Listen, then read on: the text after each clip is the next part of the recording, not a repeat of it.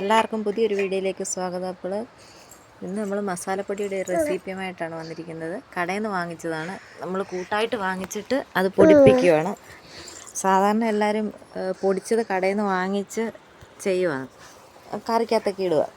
ഇതിപ്പോൾ ഞങ്ങൾ ഒരു സബ്സ്ക്രൈബർ നമ്മുടെ അടുത്ത് പറഞ്ഞിട്ടുണ്ടായിരുന്നു മസാലപ്പൊടിയുടെ റെസിപ്പി ചെയ്യണമെന്ന്. അതുകൊണ്ട് നമ്മൾ ചെയ്യുകയാണ്. അപ്പോൾ ആ കമൻറ്റ് കണ്ടതിൽ ഒരുപാട് സന്തോഷം. അപ്പം ഇതിപ്പോൾ നമ്മൾ കുറച്ചേ എടുക്കുന്നുള്ളൂ. കുറച്ച് എടുത്ത് ഈ ചീനച്ചട്ടിയിലൊന്ന് ചെറുതായിട്ടൊന്ന് മൂപ്പിക്കുകയാണ്. ചീനച്ചട്ടിയിലോട്ടിട്ട് കുറച്ചൊന്ന് മൂത്താൽ മതി.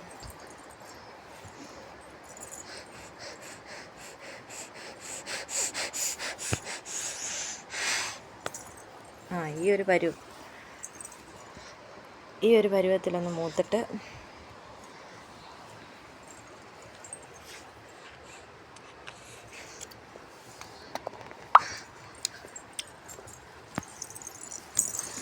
ഈ ഒരു പരുവം മതി. മൂത്ത് കഴിഞ്ഞിട്ട് നമ്മൾ പൊടിക്കുക.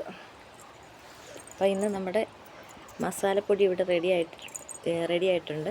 ഇനി അടുത്തൊരു വീഡിയോ ആയിട്ട് വീണ്ടും കാണാം. അതുവരെ ബൈ.